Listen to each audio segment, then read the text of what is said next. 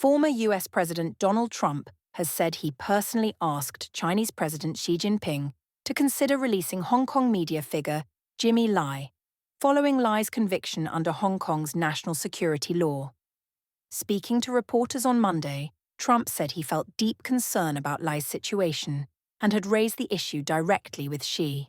He did not specify when the conversation took place, but confirmed that the request was made during direct talks between the two leaders. Trump described Lai as an elderly man in poor health and said humanitarian considerations should be taken into account. "He's not well, and he's an older man," Trump said. "I did ask that his release be considered. We'll see what happens." Before returning to the White House, Trump had previously stated that securing Lai's freedom was among his priorities. Reports indicate that Trump and Xi met in October in South Korea, where Lai's case was reportedly discussed. Jimmy Lai is the founder of Apple Daily, a now-closed Hong Kong newspaper that was known for its strong pro-democracy stance. His conviction has drawn widespread international attention and criticism. Shortly after Trump's remarks, US Secretary of State Marco Rubio also commented on the case. Writing on social media, Rubio said the verdict reflected Beijing's intent to suppress free expression and silence voices calling for democratic rights.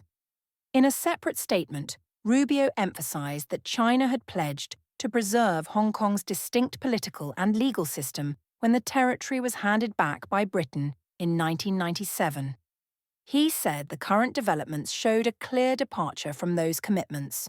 Rubio also raised serious concerns about Lai's physical condition, noting reports that his health has significantly declined during his imprisonment.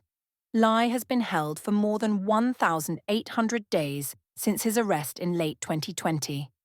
The US government urged Hong Kong authorities to bring the case to a close and release Lai on humanitarian grounds, citing his age and medical condition. Governments and organizations around the world have reacted strongly to the verdict.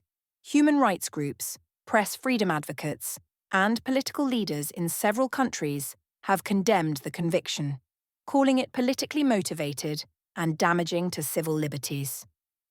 The British government also voiced criticism. Lai holds British citizenship, and officials in the United Kingdom have described the case as part of a broader effort to restrict political dissent in Hong Kong.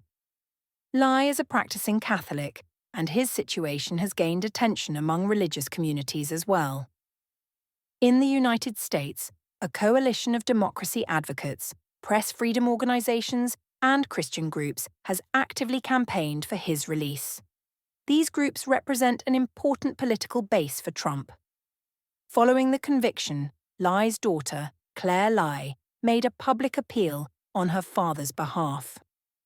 Speaking to the Associated Press, she said her father's only wish is to reunite with his family and live the rest of his life peacefully.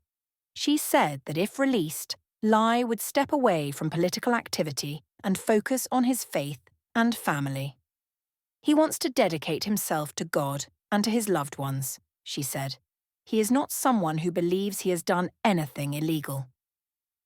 Jimmy Lai, who is 78 years old and suffers from diabetes, was found guilty on all 3 charges brought against him under Hong Kong's national security law.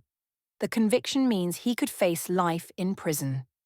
Lai has already been behind bars for several years, following his arrest during a series of actions taken by authorities after the 2019 mass protests in Hong Kong.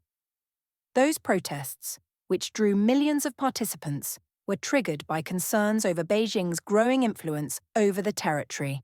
Since then, China has implemented sweeping national security legislation, leading to the arrest and prosecution of activists, journalists, and political figures. Supporters of the law say it restored order and stability, while critics argue it has sharply reduced freedoms once guaranteed to Hong Kong residents. Lai's case has become one of the most prominent examples cited by critics of the crackdown. His conviction is widely seen as a turning point in the dismantling of Hong Kong's once vibrant, independent media landscape. As international pressure continues to grow, it remains unclear whether Beijing will respond to calls for Lai's release. For now, governments and rights organizations say they will continue to raise the issue through diplomatic and public channels. The case is expected to remain a major point of discussion in US-China relations and a symbol of broader concerns over human rights and press freedom in Hong Kong.